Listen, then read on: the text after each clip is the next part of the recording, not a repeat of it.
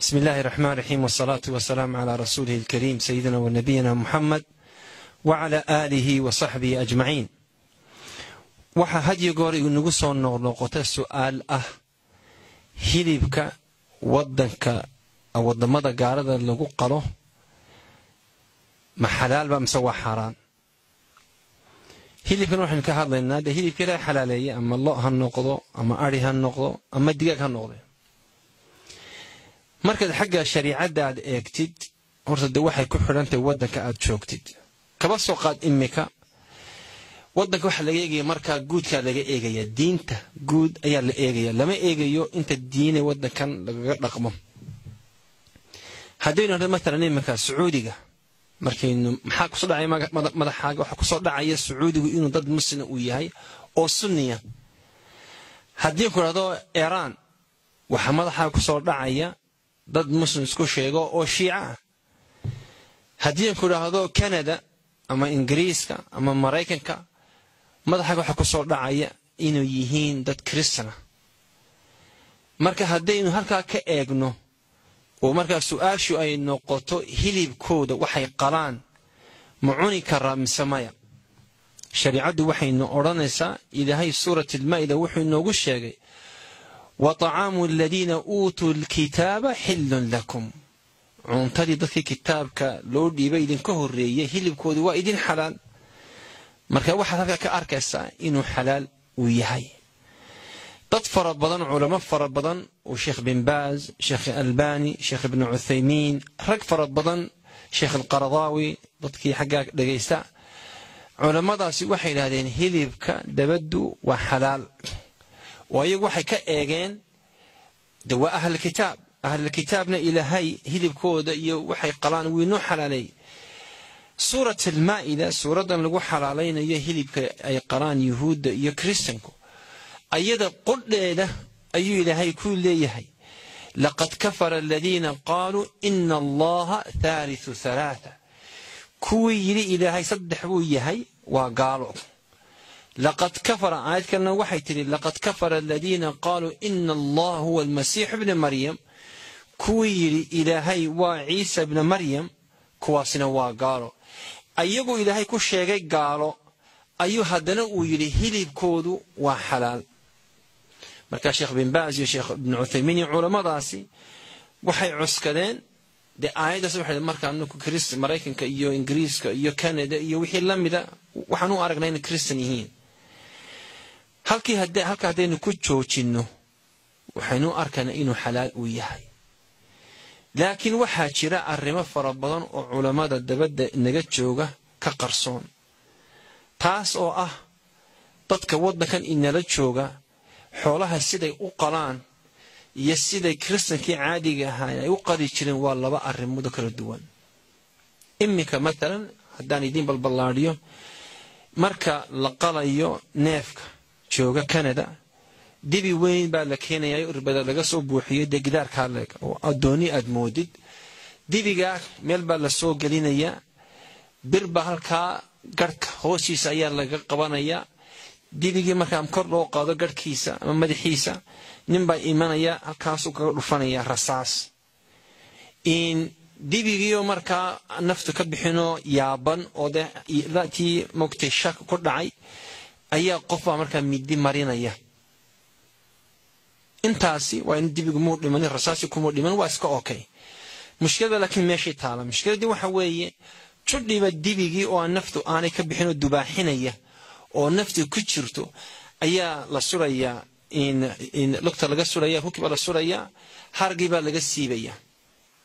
calooshiba la kala jeexaya wixii beerkii iyo calooshii madaqirkii oo dhanba dabada la soo dhigaya in madaxiba laga jaraya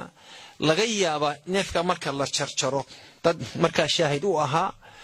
oo meeshan laanka assembly day hilibka la soo saaro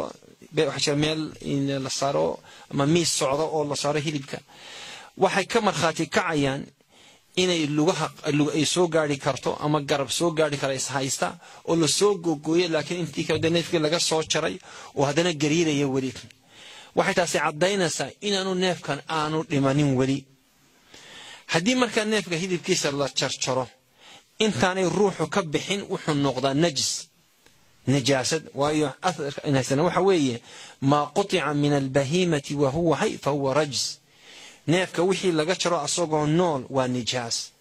يمكن هدياد نيف قابتid أدو كشرتid ونيفك أردي ولي ده نيفك لكتي أد قوصتي ونجاس ونفتي كما يحساس نقوم يبحن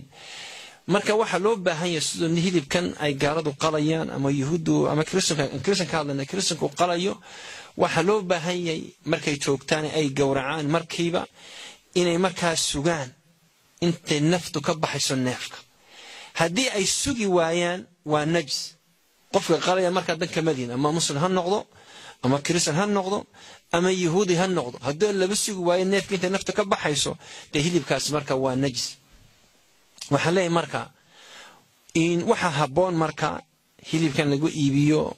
in superstore-ka kanada joogtaan ama Safeway-ga Mareykanka meelaha kale hilib la isku hubo ma aha ama lagu iibiyo hodheeladan la yaqaanay franchise-ka ee ah in Burger King, McDonald's meelaha soo kale in Harvey's ma koornin qof cuna oo asagoo aaminsan fataawiga hore aynu ka soo hadalay oran maayo xaraam baad cuntay waa ku dambigu noqonaysa laakiin qofkii inta hadalka dhageystay maanta khibrada aanu leenana leh xaqiiqadina soo taabtay waxaanu leenahay ilaahay ka cabso iska daa hilibkaasi hilib wanaagsan ma aha waxaanu u nimi marka hilibkii koosharka ahaa ee ka yahuudu ay qalaan yahuudu way dhaaman kristanka muslimiintana way ka qalis wanaagsan marka la eego technicality-ga وإنكن الرابعة هيلب قرية كوشة أوبحيين سوانا سنبي مديدة أصول لسان مركو هوري وحيتا قركة